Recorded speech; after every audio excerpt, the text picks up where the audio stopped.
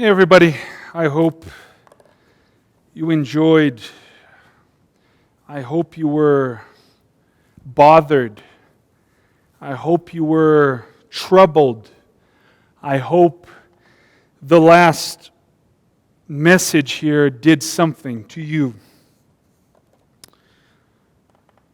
The sower goes out to sow the seed. So my goal was obviously to move forward and finish up this last portion here, but I felt I needed to finish where I did. So now that means we have a bonus study here with us.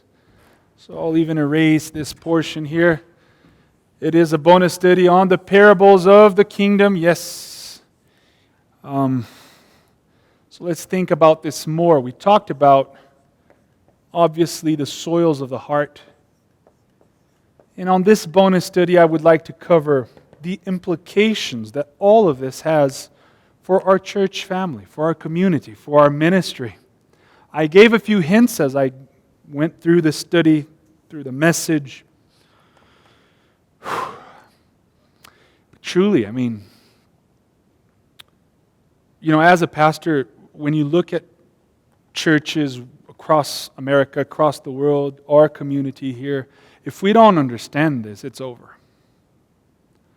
If we are not born again, that's what Jesus taught Nicodemus. By the water and by the Spirit, we will never understand the kingdom of heaven. We will always be like Nicodemus before he understood, thinking that born again means going back into your mother, because that's how we think, cause and effect. If I do this, then God will do this. If I do this, then God will do that. If I do that, God will do this. In that cause and effect situation, we'll never understand the gospel. We'll never understand reality according to Jesus. So yes, as we are born again of the Spirit, as the Spirit generates Christ, that seed flourishes within us so that our touch, our words, our vision, our ears, our mind now belongs to Christ. Our influence is felt, the difference is felt. This is the transformation that God wants to perform in our heart. And I invite you to come to Tuesday night Bible study because we're talking about freedom. And about how we need boundaries, we need lists of rules of conduct and everything to keep us within the walls of religion, because this transformation has not happened in our heart, so that we might live by the fruit of the Spirit that generates in us the beautiful boundaries of love and service for others. The love of Christ compels me, constrains me. So we're not there, and we must understand this. Without this change of heart, without this transformation, church only becomes little fires that pastors and leaders must put out, that members need to put out constantly, because we are never at that good soil reality of the Spirit generating in us the beautiful things that lead us into a life with Christ. This is why there are so many appeals in churches wherever we go. Appeal for more giving, appeal for more ministry, appeal for more service, appeal for this, appeal for that. Why do we need to appeal so much? Because the transformation never happened. So ministry now is organized around the unfruitfulness of the ground. We create ministry. Let's do the by the road evil one ministry. Let's do the rocky road. What can we do for people at the surface because we don't want to bother them with the depth of the gospel? Or how can we cater to the selfish desires? There are entire churches that are governed by selfish, thorny desires of people within the community. And everybody suffers, and nobody has a clue what the gospel of the kingdom does, what it is all about, how it leads us naturally. We are propelled by the Spirit, by love, to service, to generosity, to giving. So we do appeals because we cater to all these other soils. The true transformation never happens. So while this is a parable of the soils of our heart, this parable reminds us of our vocation as disciples of Jesus and as a church.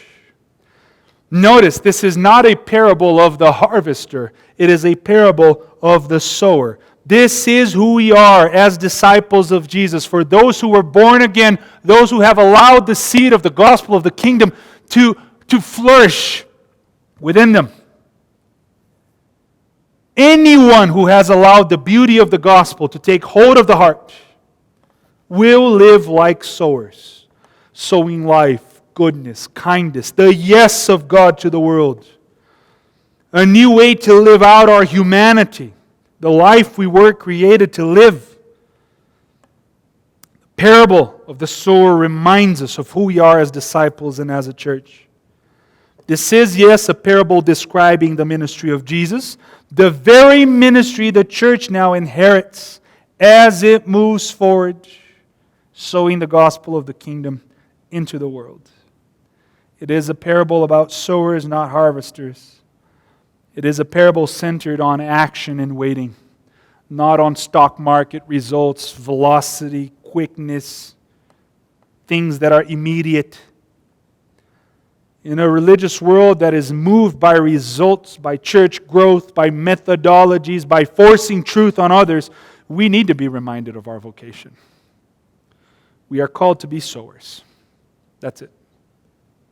And this is, my dear friends, the inheritance Jesus left us, the ministry of reconciliation, to be sowers.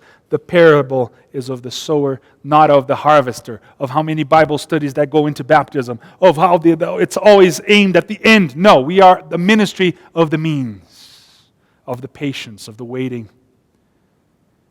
I remember when I was being trained for ministry in seminaries back in Brazil in the past. That's the mindset, in fact, of many seminaries. Let's produce pastors that will be CEOs of churches, that will cater to these different soils here, that will be all about harvesting and not sowing much. In fact, sowing doesn't matter very much. It matters the harvest size. That's what matters. And I was there doing evangelism, my third year of seminary. And then we were in Maringá, city in Brazil. The pastor, the evangelistic leader there, good guy. I'm not questioning his, who he is as a Christian. No, I will question his methodology, but not questioning who he is. He sat all the theology students, the seminarians around. There were, I think, 4 of us. We were about to give 1 billion Bible studies over the next months, so that during the evangelistic series, all of them would be baptized, obviously. And then we know the story. You know the story. 3 months later, the 150 that were baptized, 3 are hanging around, and they're very confused about it all. Where was all that nice music and stuff? So that was the situation.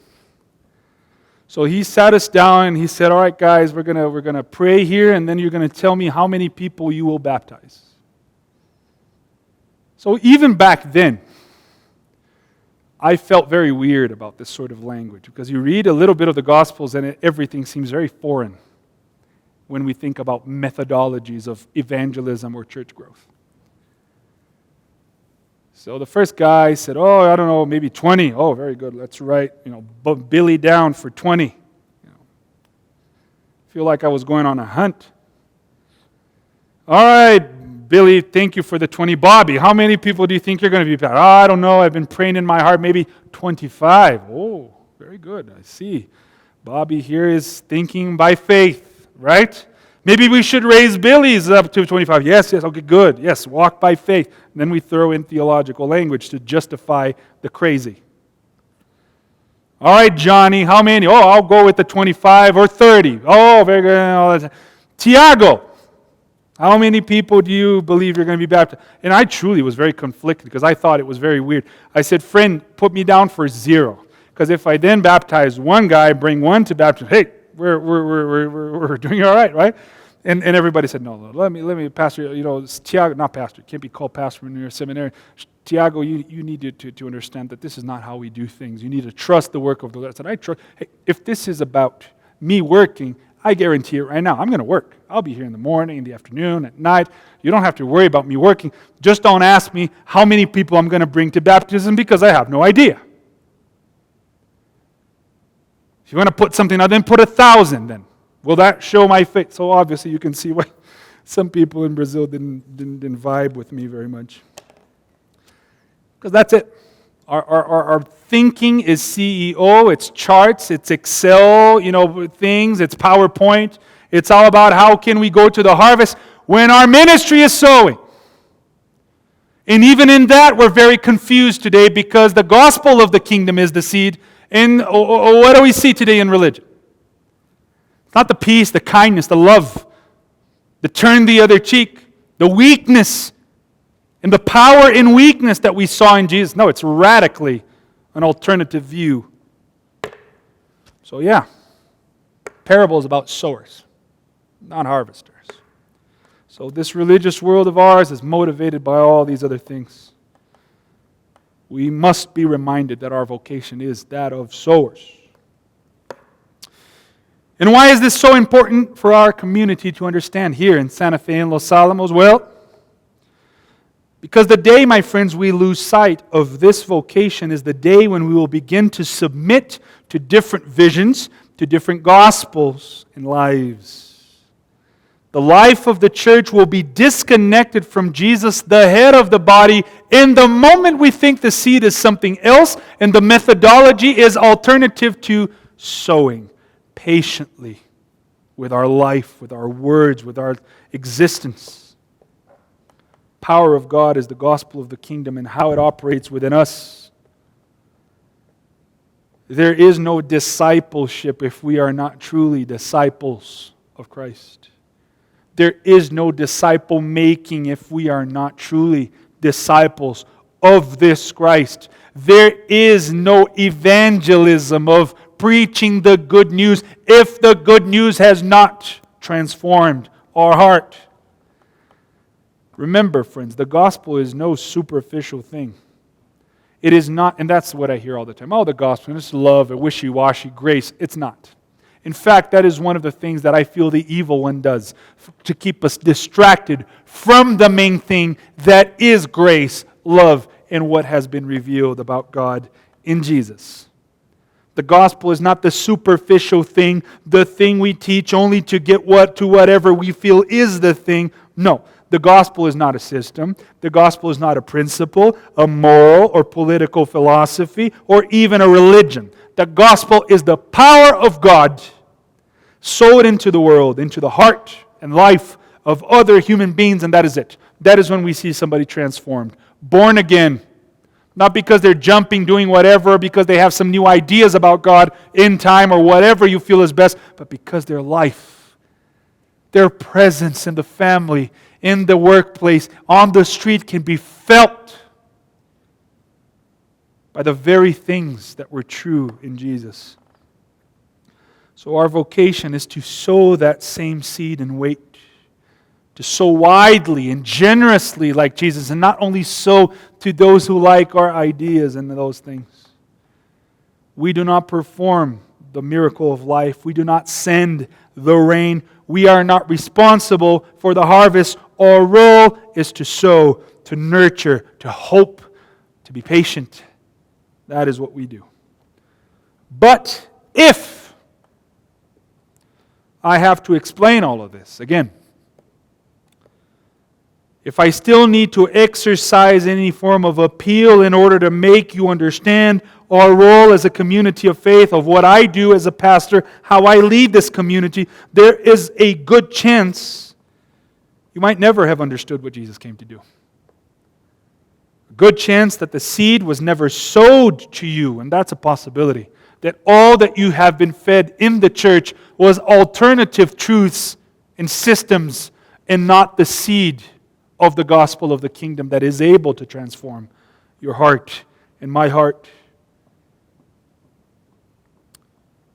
That seed is able to transform us in the Spirit as citizens of the kingdom of heaven. Because once that seed is sown, we will flourish into citizens of the kingdom. The seed is not sown and then I isolate myself from others. And if you don't agree with my doctrine and what I do and whatever, then I have no time for you. No. A mango seed generates mango trees. An apple seed generates apple trees. So it is with the seed of the kingdom.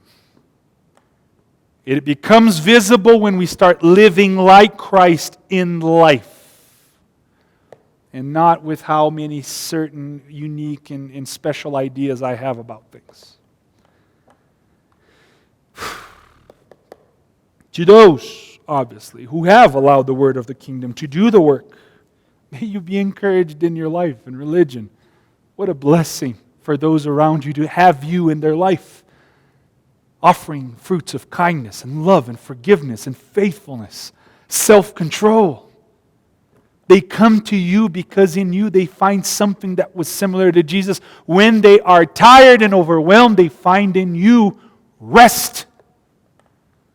May you be blessed in your discipleship.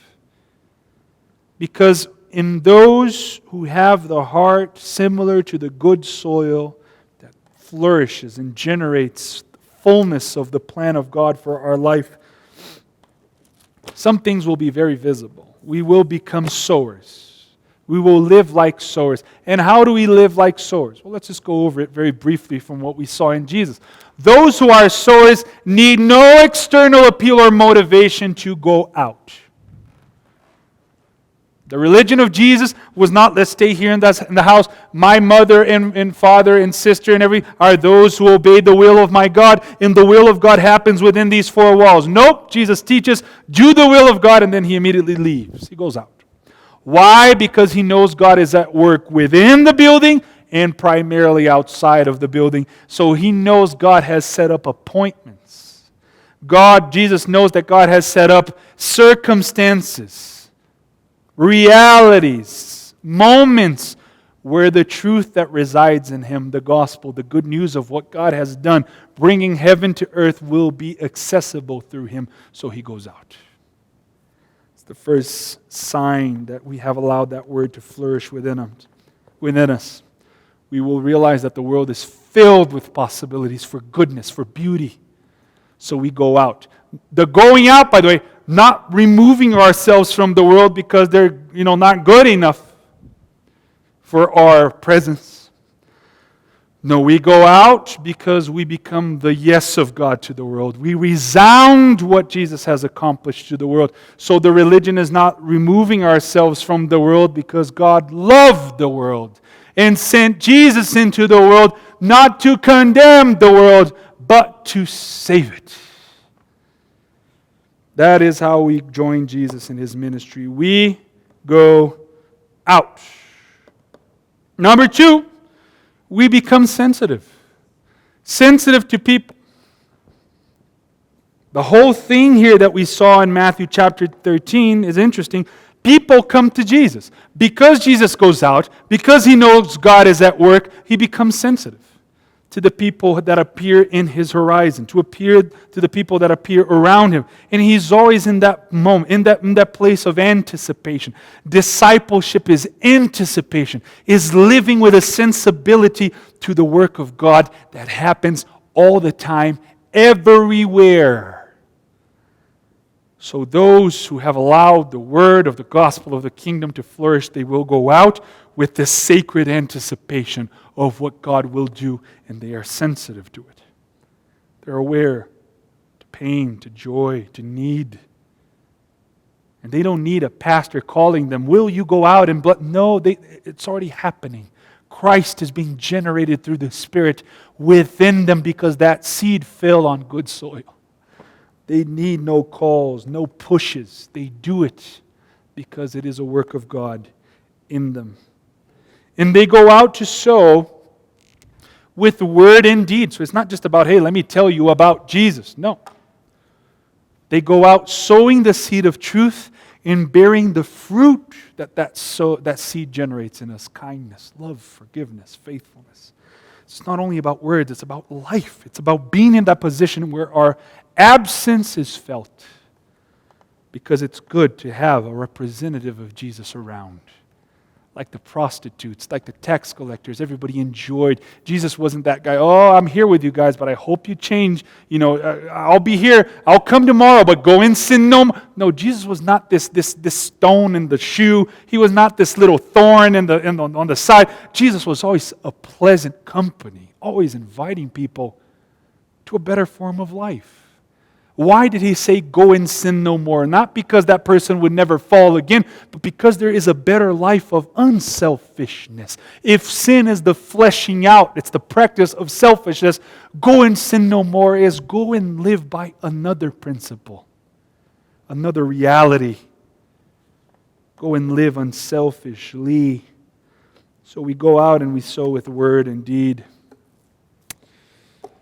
Number 4, we go out and we sow without restrictions. We do not only talk about gospel and God with those who agree with us.